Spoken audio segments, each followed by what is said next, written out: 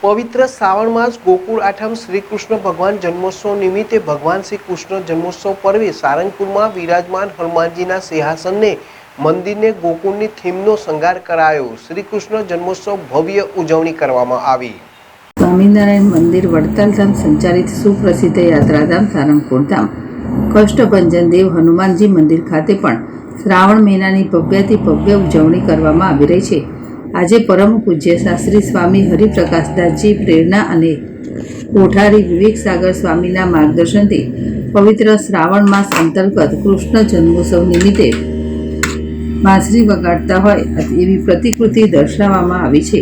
તો મોર, ગાય, હરણ, સસલું અને ખિસકોલી ઝાડ પર બેઠી હોય એવો શણગાર કર્યો છે।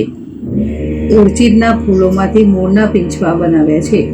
કારમાં આવેલા એવં સવારે 5:30 કલાકે મંગળા આરતી, પૂજારી સ્વામી તથા 7 કલાકે શણગાર આરતી પરમ પૂજ્ય શાસ્ત્રી સ્વામી હરિપ્રકાશદાસજી અથાણાવાળા દ્વારા કરવામાં આવેલ।